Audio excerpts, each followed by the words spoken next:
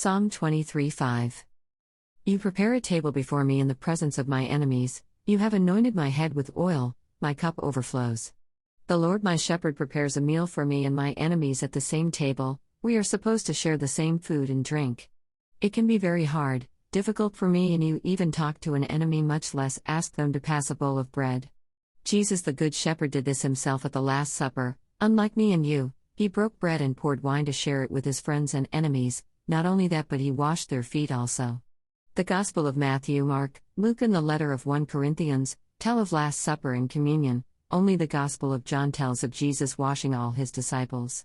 Jesus the Good Shepherd knew he was sharing a table with his enemy, but he broke bread with him anyways. Matthew 26:20. Now when evening came, Jesus was reclining at the table with the 12. 21. And as they were eating, he said, "Truly I say to you that one of you will betray me." 22. Being deeply grieved, they began saying to him, each one, "Surely it is not I, Lord?" 23. And he answered, "He who dipped his hand with me in the bowl is the one who will betray me."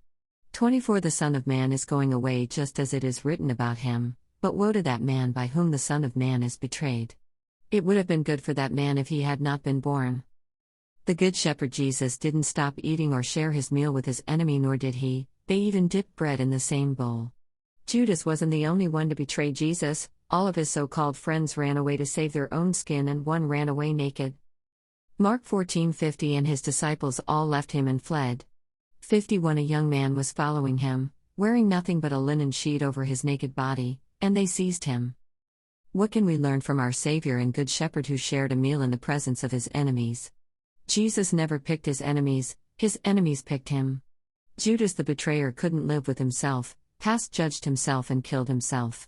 The other disciples never stop seeking, and when they see again, he has a meal already prepared for them, and all he says is, "Come and eat." John 21:9. So when they got out on the land, they saw a charcoal fire already made and fish placed on it, and bread. 10. Jesus said to them, "Bring some of the fish which you have now caught." 11. So Simon Peter went up and hauled the net to land, full of large fish, 153, and although there were so many, the net was not torn. 12. Jesus said to them, "Come and have breakfast." None of the disciples ventured to inquire of him, "Who are you?" knowing that it was the Lord.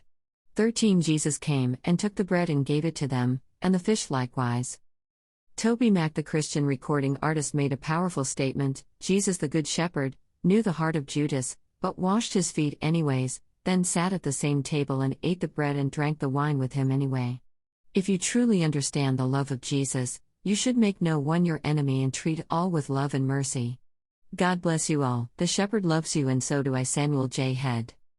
Proverbs 25:20. Like one who takes off a garment on a cold day, or like vinegar on soda, is one who sings songs to a troubled heart. 21. If your enemy is hungry, give him food to eat, and if he is thirsty, give him water to drink. John 13:34. I am giving you a new commandment, that you love one another, just as I have loved you, that you also love one another. Do you want help? Psalm 23:5. Chat on WhatsApp.